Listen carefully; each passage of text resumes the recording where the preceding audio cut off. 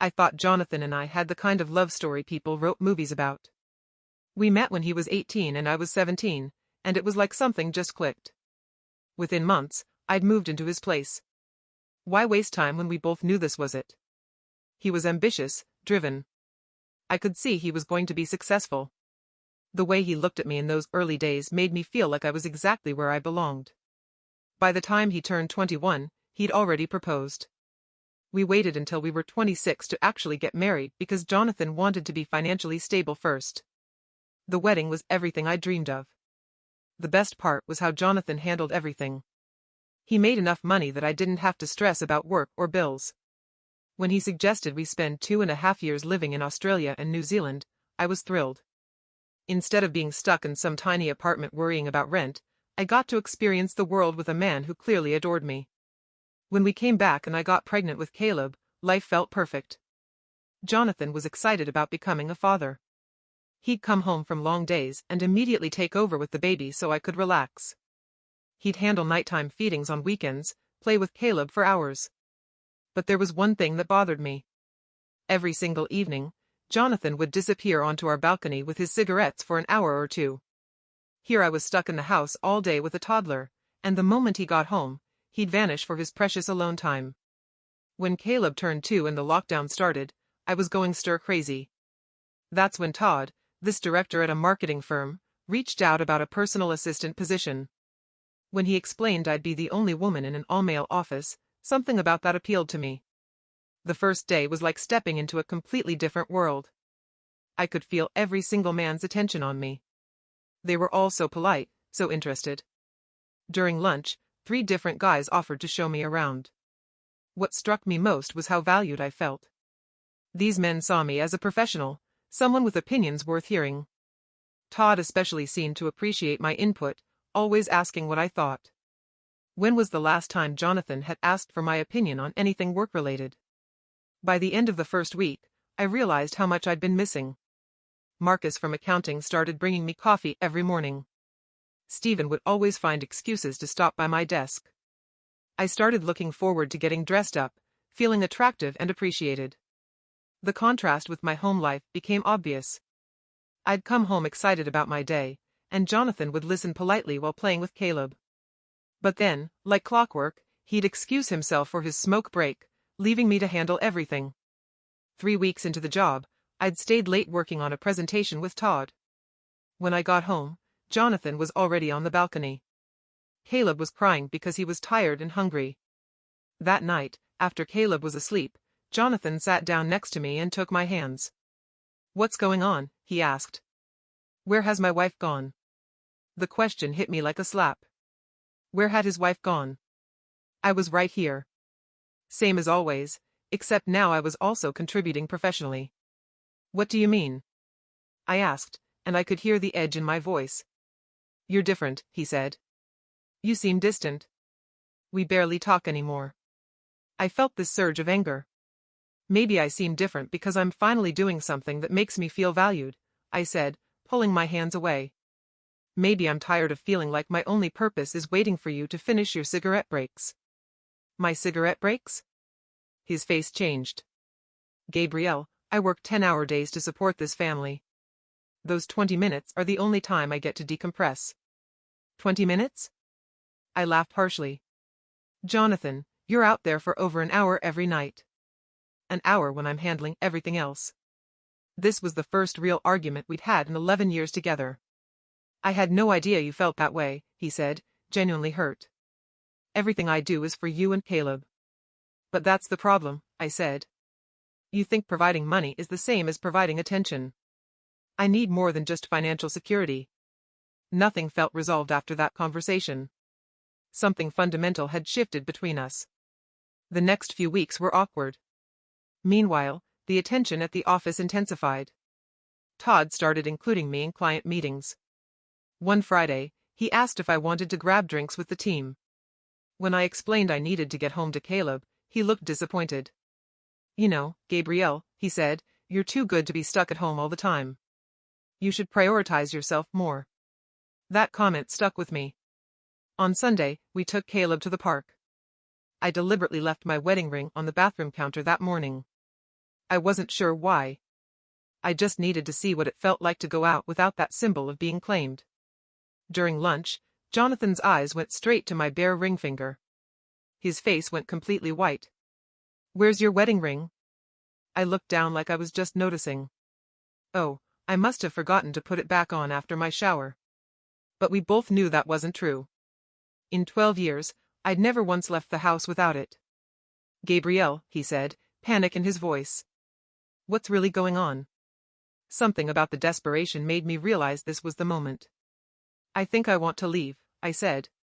The silence stretched while Caleb played, completely oblivious.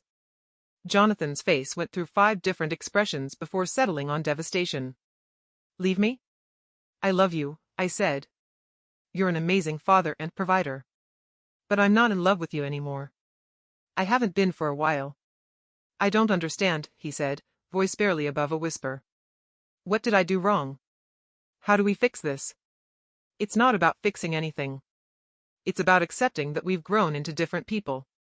Maybe we never really were compatible." He spent the rest of that afternoon trying to convince me to reconsider. He suggested counseling, promised to quit smoking, offered to cut back work hours. He even started crying. But watching him fall apart didn't make me want to stay. It just confirmed I'd already emotionally checked out. "It's too late," I told him. "My mind is made up." Jonathan agreed to remortgage the house to give me £15,000. We'd sell the SUV and split the profits. I was surprised by how cooperative he was being. "I just want you to be happy," he said. "If this is what you need, then okay." I moved out 2 weeks later. For the first time in years, I felt like I could breathe. The freedom was intoxicating. I set up a Tinder profile. Why shouldn't I? I deserved to feel desired. The responses were overwhelming. Randy was the first one I met in person. He was everything Jonathan wasn't: spontaneous, flirtatious, completely focused on me. Stephen was different but equally attentive. More intellectual, sending long thoughtful messages late into the night. I ended up sleeping with both of them. Why should I feel guilty? I was prioritizing my own happiness, figuring out what I wanted. I went out with 3 other guys too. For the first time in my adult life, I was living entirely for myself, and it felt incredible. 7 weeks later, Jonathan called. His tone was different. More formal. "I need some closure," he said. "I need you to be completely honest. Are you dating?" "Yes. I've been on some dates." "How many? Does it matter?" "It matters to me," he said, something cold in his voice. "How many, Gabrielle?" 5. The silence stretched so long I thought the call had dropped. "Have you slept with any of them?" I felt this flash of anger. What right did he have to ask? 2, I said finally. Another long silence. "Okay," he said. "That's what I needed to know. Why are you asking me this?" "It doesn't matter. You're single. You can do whatever you want." But something in his tone suggested it mattered very much. "Jonathan, are you okay?" "I'm fine. I'm moving on, just like you are." "Moving on? What does that mean?" "It means I'm accepting our marriage is over. It means I'm starting to date other people too." The words hit me like a physical blow. I'd somehow never considered that Jonathan would move on. In my mind, he was just supposed to be there, waiting. "You're dating?" "I am. I'm putting myself out there." After we hung up, I sat feeling completely disoriented. This wasn't how things were supposed to go. He was supposed to spend time being sad, then eventually we'd talk about whether we could work things out. He wasn't supposed to just replace me. Months passed. I started seeing Dustin more seriously. But something felt off. I'd scroll through social media and see pictures of Jonathan, always looking confident and happy. He'd lost weight, updated his wardrobe, seemed to be living his best life. Meanwhile, I was struggling with the financial reality of being single. My salary was nothing compared to what Jonathan made.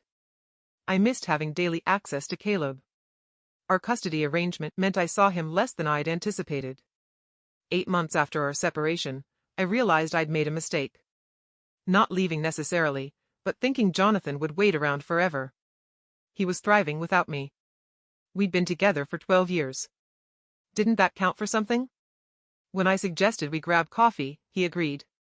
But when we met, he was friendly but distant. He treated me like a co-parent. Nothing more. I've been thinking, I said. About us. About our family. Maybe we could try counseling now. Maybe we're both in a better place to work on things. Jonathan looked at me for a long moment. Gabrielle, he said finally, I offered you counseling when you first said you wanted to leave. You said it was too late. People make mistakes and learn from them. You're right. But some mistakes have permanent consequences. So that's it. 12 years together and you're just done. You were done 8 months ago, he said, not unkindly. You were done when you took off your wedding ring. You were done when you moved out and started dating. I'm just finally catching up. But we have Caleb. We have a family. We have a son, he corrected. But our family ended when you decided to prioritize your happiness over his. That phrase hit me hard because I'd said almost exactly those words to justify my choices. I miss you, I said. I miss us. I know you do, he said. But missing someone isn't the same as loving them. You taught me that. Over the next months, I tried several more times. I wrote long emails explaining how much I'd grown. His responses were always polite but firm. He'd moved on. He was dating someone new, someone who was sure about what she wanted. When I asked why he couldn't forgive me, he said it wasn't about forgiveness. It's about trust, he explained. When things get difficult, we're both committed to working through them. You showed me that when you're unhappy, your solution is to leave. I can't build a life with someone knowing that. Deep down, I knew he was right. When I'd felt unfulfilled, I hadn't tried to fix things. I'd looked for fulfillment elsewhere. And when I'd found it, I'd blown up our entire life. Now I was living with those consequences. Dustin didn't have Jonathan's ambition or earning potential. I was working full-time and still struggling. I saw Caleb less than I wanted. When I did see him, he'd tell me about all the fun things he'd done with Daddy and Daddy's new girlfriend. The life I'd thought I wanted, the freedom and excitement, had turned out to be less satisfying than I'd anticipated. What I really wanted was the security and partnership I'd had with Jonathan, but with more attention. I wanted him to fight for me, to prove I was worth the effort. But instead, he just let me go and built a better life without me. Sometimes I wondered what would have happened if I'd approached things differently. If I'd told Jonathan directly that I needed more attention. If I'd suggested counseling before I'd already checked out. But those thoughts required admitting I'd made the wrong choice. And I wasn't ready to do that.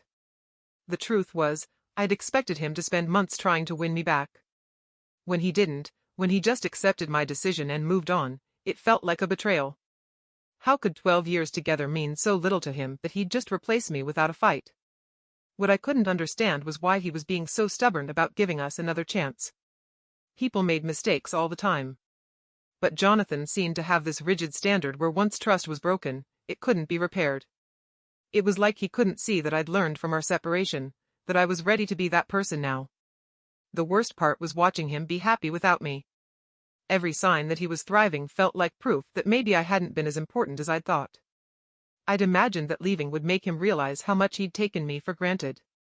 Instead, it just made him realize he was better off with someone else. Now I was stuck where I couldn't move forward with Dustin because I kept comparing him to Jonathan. But I couldn't go back to Jonathan because that ship had sailed. I had the freedom I'd thought I wanted, but it felt hollow compared to the partnership I'd given up. What I wanted was the life I'd already had, just with a few modifications. I wanted Jonathan's devotion and financial security, but also the excitement I'd found elsewhere. I wanted to be a priority without having to make someone else a priority. Looking at where I ended up, it was hard not to feel like Jonathan was being unnecessarily harsh. I'd been going through something, trying to figure out who I was outside of being a wife and mother. Wasn't that something a loving husband should have been more patient with? But Jonathan had always been black and white about everything. Once I'd shown him I could be unhappy enough to leave, he'd written me off completely. So here I was, a year later, still trying to understand how 12 years could end so definitively. Still wondering why he couldn't see what we'd had was worth fighting for. still hoping that eventually he'd realize he missed me too.